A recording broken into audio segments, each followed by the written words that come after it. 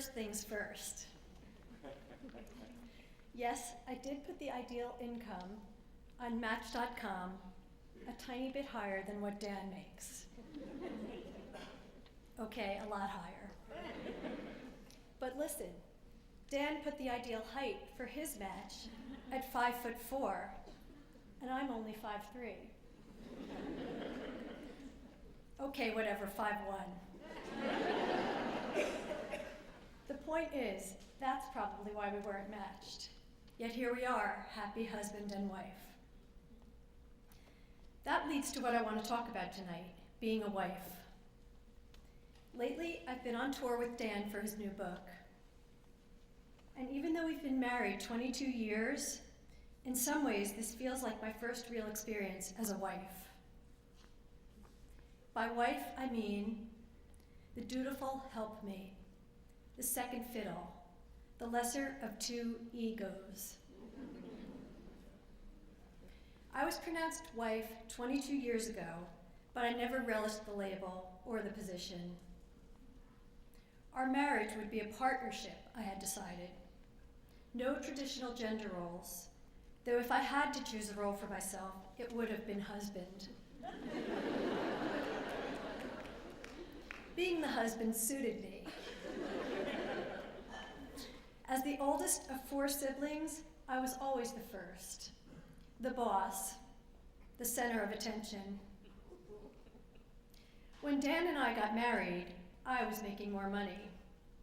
I also was more ambitious. While I was clawing my way to the top, he was clawing his way through the Doritos bag. I published my first novel before he published his. He was generous and supportive about it because, well, that's Dan. Plus, we needed the cash. Dan, meanwhile, was the second born in his family. His older brother actually talked for Dan until he was 5.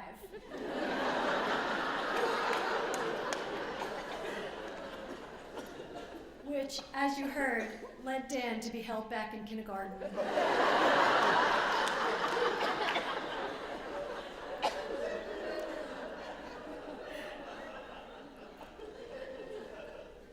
So we were perfectly matched. I was his older brother and he was my younger sister's. After I published my first novel and Dan followed with his, I published an essay anthology, The Bitch in the House, and he responded with his anthology, The Bastard on the Couch.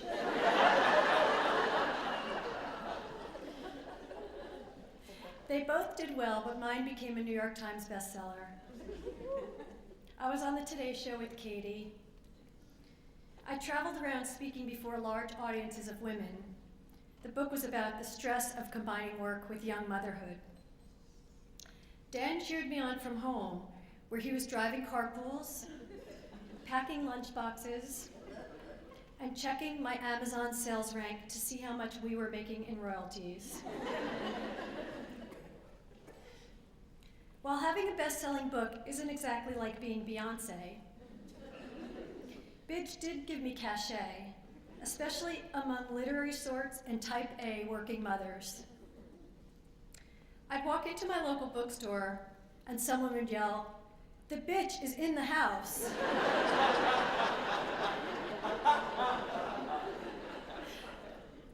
At school events, people would say to me, "You're the one who did Bitch in the House? I love that book." Dan would smile. "Yup, that's Cathi. She's that bitch." It was good times. But then things changed. While I was home writing my last 2 novels, I took over managing our children. And Dan was editing a column in the New York Times called Modern Love. 10 years ago, we were invited together to start the column. But shortly into the work, we decided it was a better fit for Dan since I was writing a book at the time and he was underemployed. Soon Dan built Modern Love into a phenomenon. Now, it's among the most read features in the entire Sunday New York Times. Dan's column has launched a few hundred writers and directly spawned 39 books. People follow it religiously and are dying to write for it. On Dan's tour, fans flock to meet him. They slip him their manuscripts. Women shriek, "Oh my God, you're the one who does Modern Love? I love that column." I stand by, wondering, how did this happen?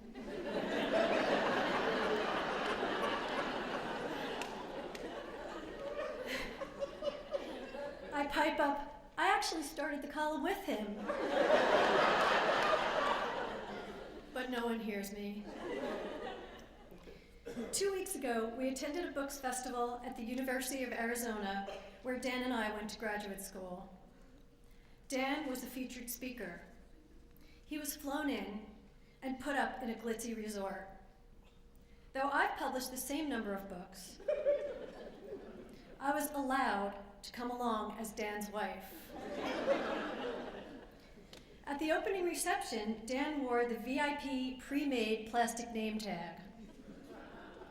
I got the white paper stick-on wife one.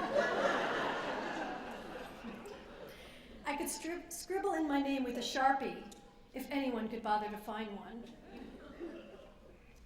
A nationally syndicated advice columnist just around my age approached us, looked past me, and reached out to shake Dan's hand. And I didn't blame her. Really, I didn't. There's a sad dichotomy in this country between working women and stay-at-home mothers and wives. Something I know because I have written books about it. I knew this woman figured I'd have nothing of interest to say to her, home in my presumed life of bake sales and midday Pilates class. To let her know that I was hardly the typical wife, I said, I was an advice columnist too. I wrote the relating column in 17 magazine. I smiled humbly. For 7 years, I added. Really, she said. She scanned the room to find anyone more interesting. Yes, I yelled, and I was going to tell her I had 4 books. She had only 2. And that one of them sold in 16 countries. But by then she had slipped away to go freshen up her lipstick. But as the week in Arizona went on, a funny thing happened.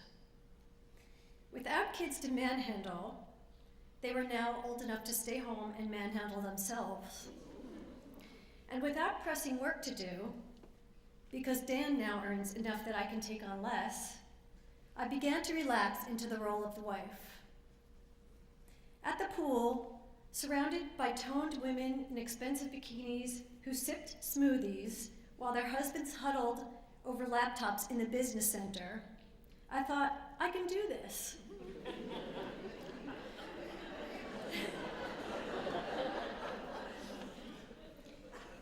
In our room, Dan filed his column between doing radio interviews.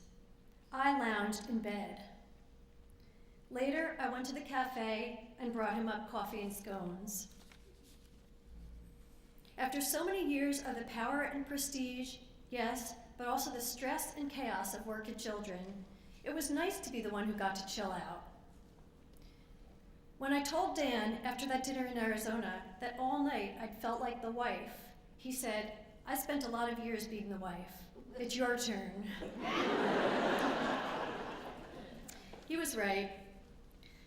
The poet Michael Blumenthal describes the phenomenon beautifully in his poem A Marriage, which we read at our wedding, even though he had no idea what marriage actually was back then. You are holding up the ceiling, the poem goes, with both arms. It is very heavy, but you must hold it up or else it will fall down on you. Your arms are tired, terribly tired, and as the day goes on, it feels as if either your arms or the ceiling will soon collapse. But then, unexpectedly, something wonderful happens. Someone, a man or a woman, walks into the room and holds their arms up to the ceiling beside you, so you finally get to take down your arms. You feel the relief of respite, the blood flowing back to your fingers and arms, and when your partner's arms tire, you hold up your own to relieve him again. And it can go on like this for many years without the house falling. Thanks to Dan, it was, and it is my turn to let go of the ceiling for a while.